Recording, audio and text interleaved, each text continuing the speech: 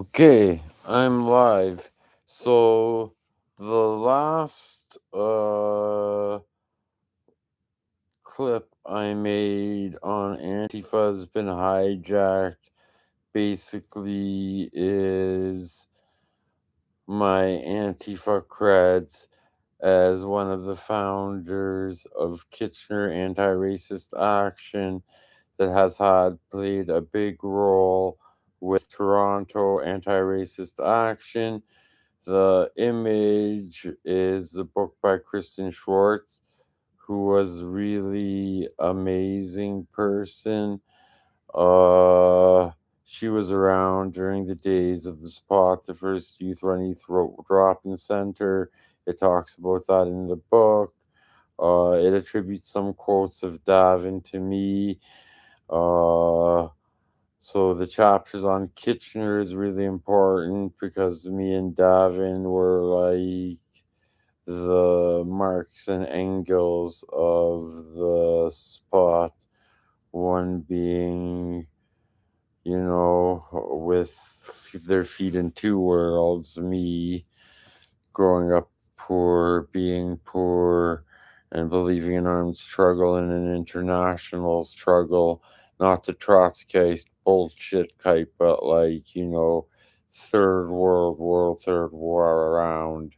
And what I mean by that is the idea of the third world is that you have the two superpowers, the US and the Soviet Union. You have their spheres of influence, and you have the non-aligned movement, which was the third world, which was like China, Cuba, Nasser, Ben Bala, and that crew, which led to the G77 and its current formations is the Alba and the BRICS. Uh, yeah, I'm pretty young, but I'm also pretty old. There is a reason why my beard is gray. It's such a. Shut the fuck up. I'm not gonna answer you fucking phone. Excuse me, I'm gonna hang up on someone. There, no phone. 894. I don't know who that is, I don't care. Excuse me. Uh, Anyways, as I was saying, so what. Let's define our terms. What is racism? Racism is the ideology that different peoples are genetically different, some of them being inferior or superior. The idea of eugenics comes from this. Here in North America, eugenics system was seen as like a positive thing. Eugenicism is still seen as in its present form through gentrification, attacks on poor people, and the mass murder of poor people through poisoned drugs, through all sorts of things, freezing people to death in the streets. Like Fidel says in History Will Absolve Me, you arrest the person for stealing the piece of bread, but you don't ask why they steal them. Which is like ironic because when we would, like, the main idea of ARA was the defense of our community, that people, because by virtue of right of being human, have a right to exist. Hello, hello, cine este, hello, duerme, good night, bye. I don't know what the hell that was. I get some weird phone calls here. Uh, Anyways, as I was saying, uh, like racism is a form of eugenicism, and And like all of this comes from rich Anglo British people like Lord Mountbatten taking a pen, and one day you're in India, the next day you're in Pakistan, and communal violence and mass murder. Uh, so ARA was basically created as an organization to defend our communities. As I was saying in the last video, we had this whole idea of equal rights for rights and whatever, the Heritage Front, and Paul McGraw yelled me. I told him to go fuck himself, and one thing led to another, and I was beaten up in front of my high school with all the nice Catholic high school Catholic people, whatever the hell they are, sitting and watching and being like, oh, I provoked them, as if my existence as a Romanian, as a Republican, as a socialist, as a poor person, you know, is a provocation. And that his sign to me of like Sig Heiling isn't a provocation, that because of who I am, he has the right to attack me. The idea was self-defense is not a violent act, that violence begets violence, and that in the same way that in Ireland you have the paramilitaries like the UDA and whatever working for the state, the police have these Nazi gangs working for them. A perfect example is Wolfgang Droge, who started the Heritage Front before, and Grant Bristol. Wolfgang Droge was like this guy who was like a coke dealer, that's like the great strength of like the Aryan race. They're so smart, they're so great. Coke dealers, whatnot, poisoning their own community, uplifting the race by poisoning their minds. And yeah, such a great example. And then you had Grant Bristol. He was working for the Canadian Security Intelligence Services, a group that I am very familiar with. For those of you who aren't, they're basically the CIA of Canada. And basically, in the words of Wolfgang Droge, like Grant Bristol took a bunch of drunken rednecks and turned them into a militaristic place that would go and firebomb like bookstores of the Communist Party of Canada, Marxist Leninists. They would firebomb the homes of Holocaust survivors. And when the chickens came home to the roost, and Holocaust denier Ernest Zundel had his own house fire bombed, people started whining and complaining. But that's what fascists do. They ditch it when they attack you when they're in a big group. But one on one, they cry and whine and freedom of speech. But freedom of speech only applies to them. The last video, two videos, scared the hell out of one of my sister because they know my thing. Basically, what happened is I have LVH, just like a side topic, left ventricle hypertrophy. I had some sort of heart issue on the top of the stairs, fell down, asked for help. No one was understanding what I was saying. They were all terrified. And I ended up getting a concussion. But because of what was going on in my life, on the run, what have you, from this thing. I've been up for like the whole week, and well, like I slept here and there. I don't know if I got the Union 888, but that's not what the issue is here at hand. So, anyways, I gotta be careful what I say because of other people who are listening. But the idea was we go where they never let the Nazis have the streets. We go where they go. Fascism isn't just some like theory, it's something that like can catch or spread like wildfire if the situation is correct. Fascism is what happens when the state can no longer control itself, and in many places of the world, fascistic tendencies have already been normalized. Am I making sense here? In any case, so these Nazis presented themselves as just another gang, and since I lived in the East End, a poor part of Cape Town,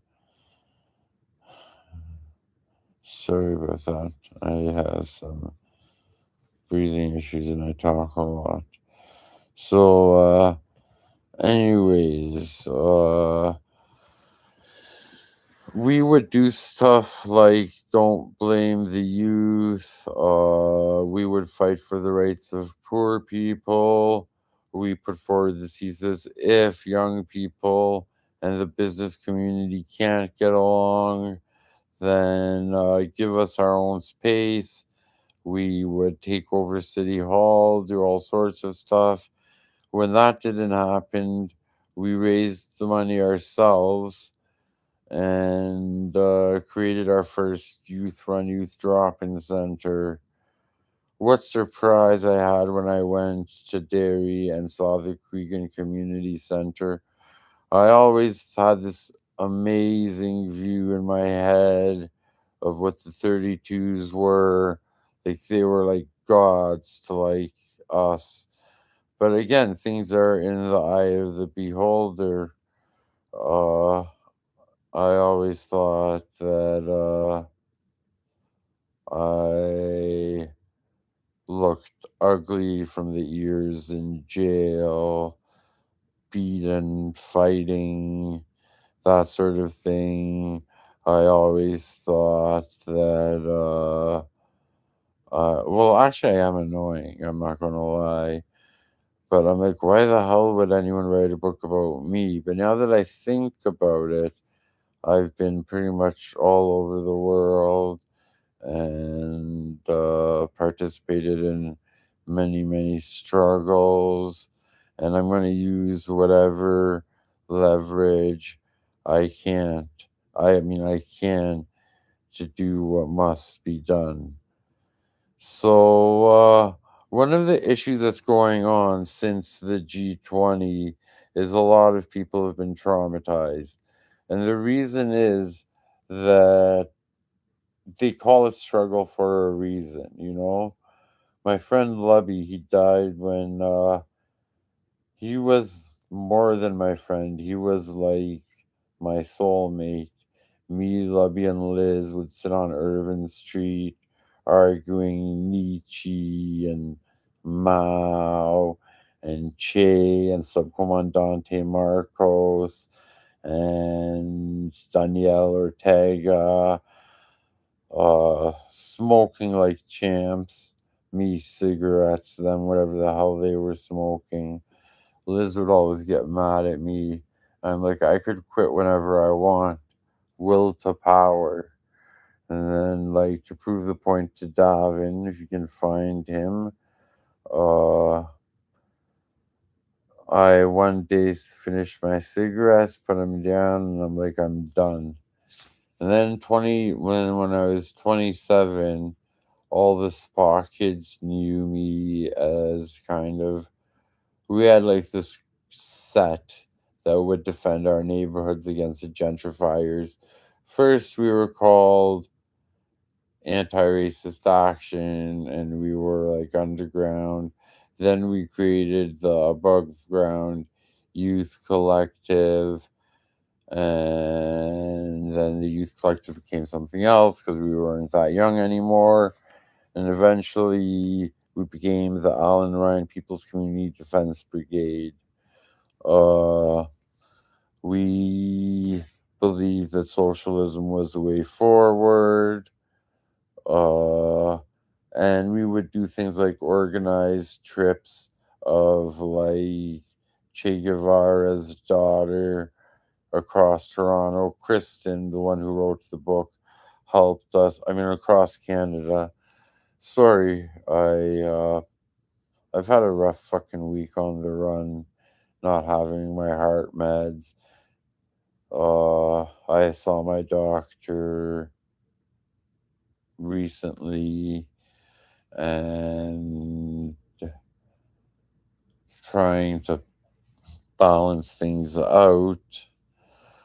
Uh, so yeah, one of the things that I learned was that the threat of violence is like the issue isn't violence versus non-violence. That's not an issue at all. The issue is principles. What do you stand for? What do you believe in? And ironically, a lot of people that like persecuted me in elementary school because I was poor, because I was like a traveler type and what have you. You know what? Fuck. Like, we believed in a just society, which had everything that was good in communism, everything that was good in capitalism, and we found that out to be republicanism. We idolized the provisional Irish Republican movement, but knowing what we know now, you have to seek truth from facts. And I would have to say that I changed my mind. Like, this is where Gramsci comes in and like the that sort of thing. Hegemony doesn't mean that revolution isn't possible. It means that revolutionary is a struggle that we must take up. Revolution is a struggle that we must take up for conclusion. So, how do we do that? We fight it on a cultural front. What anti racist action did was we'd have punk shows, we'd have hip hop shows, we'd create a space where people can be themselves and express themselves and come to their own conclusions that the people who till the earth must be those who own the means of production, that the people who are fighting. And now, looking at identity politics, what's come out of like Gramsci's suffering, what's come out of all the time we've done in jail, what's come out with our fights in the streets with the police, what's come out with our fights with CAS. And when I say fights, I don't just mean political fights. I mean, we would take a stand. Like, this was our drop in center. This was our space. And police were not allowed in. Enemies of the people were not allowed in. We were the ones that would decide it. The courts themselves agreed with what we were doing. And because we would always have things like non association except going to and from the spot, to and from school, and to and from work. Uh, so, yeah, like I said, I had a tumble, I realized my mortality, and there's a revolutionary situation in the world. I'm very claustrophobic, but not just claustrophobic of like being locked inside jails, hospitals, house arrest, that sort of thing. But not like, my passport was my ticket to freedom.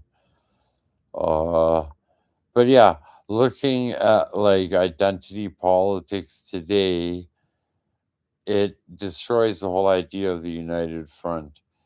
Like Bell Hooks says, class matters. Not only would I say class matters, but class is the thing that matters. Now, how do we define class?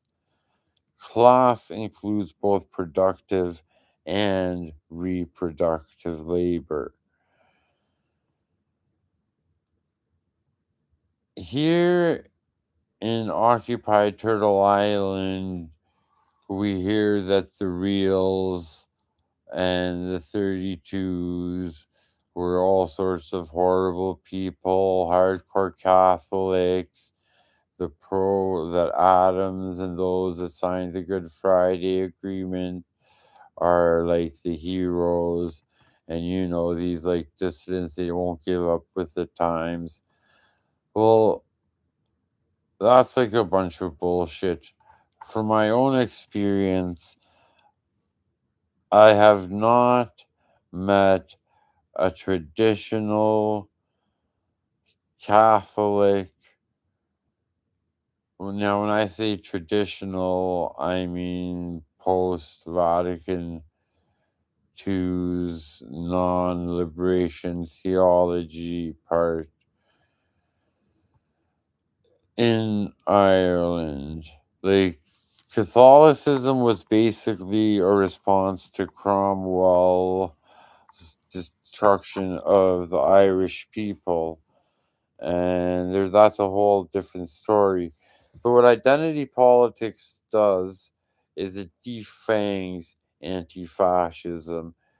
It makes it takes class out of struggle, and it takes struggle out of class.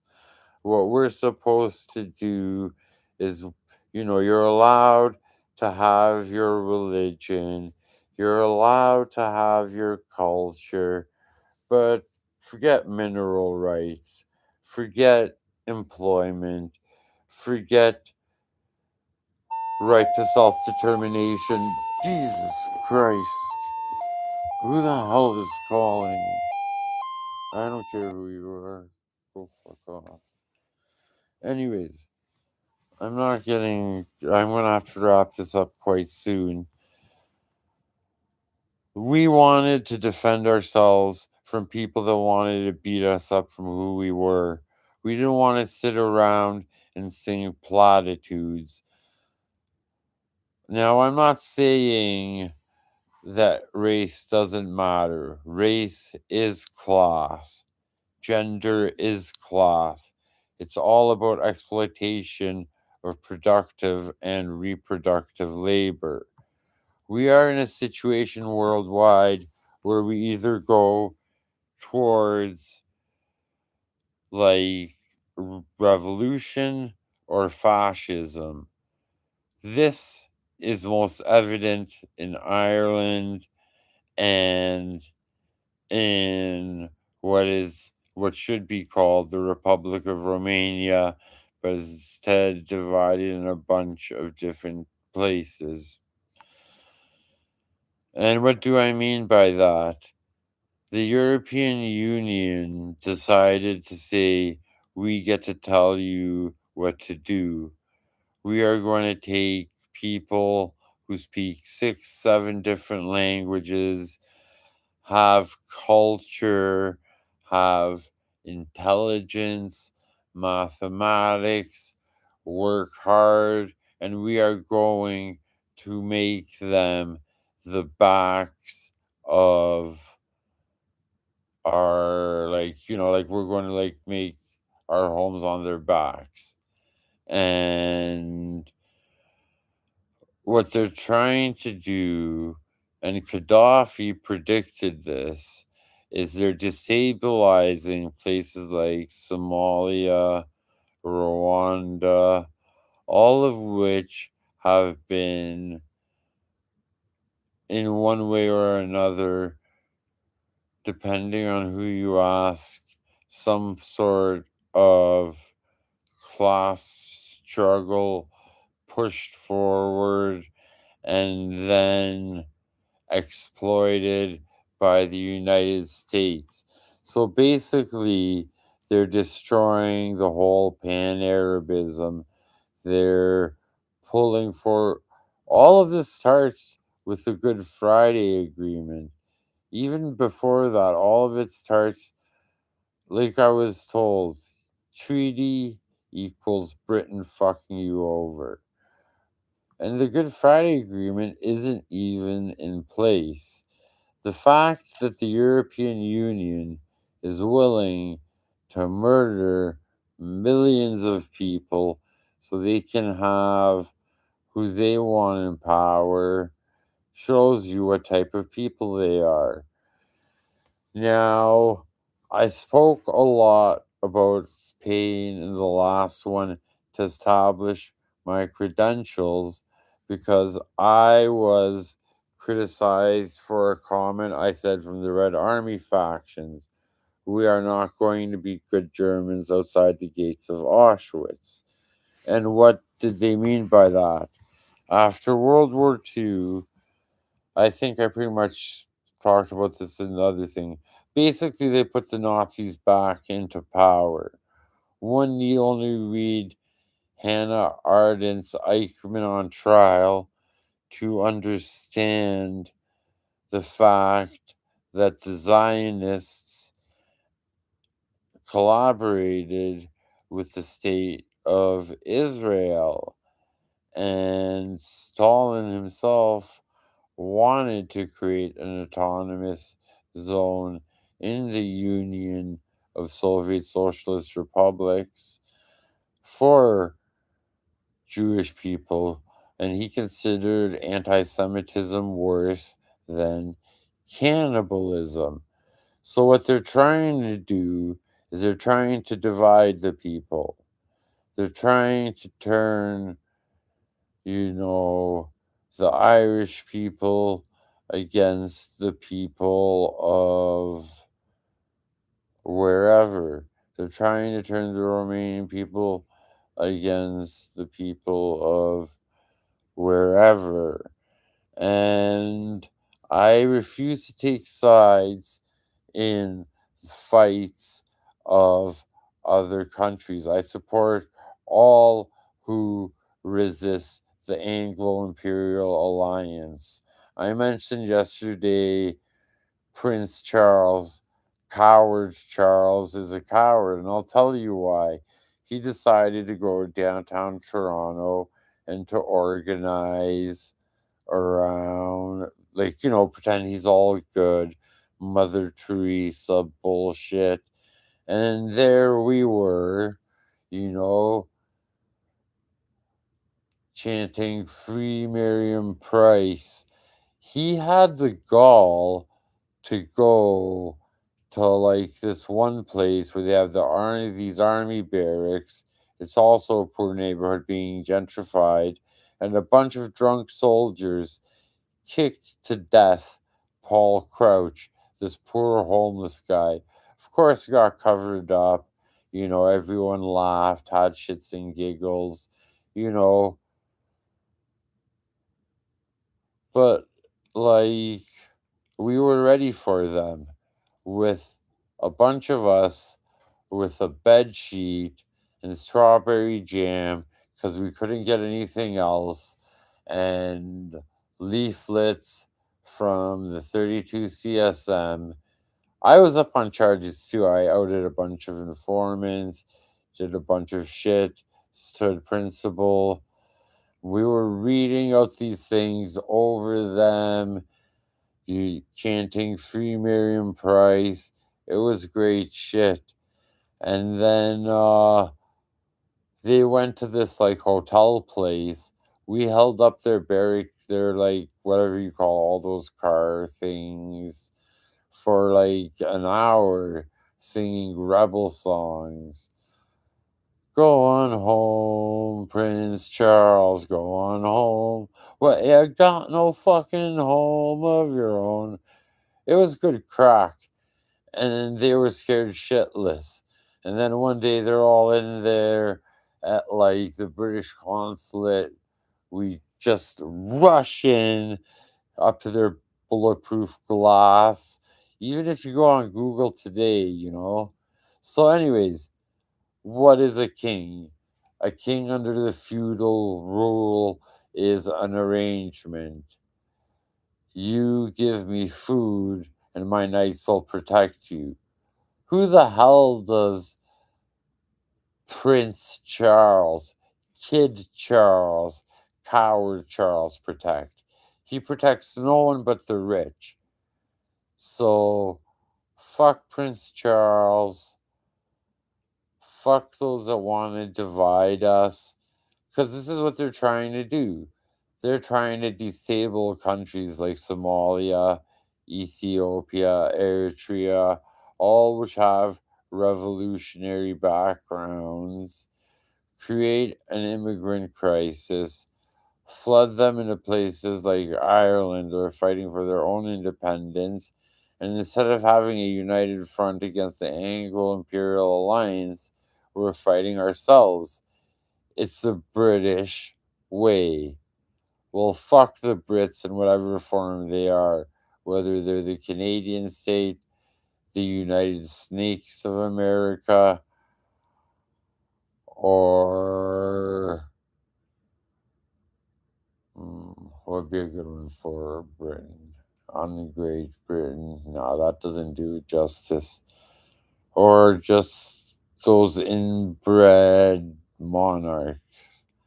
Fuck the Brits, up the people.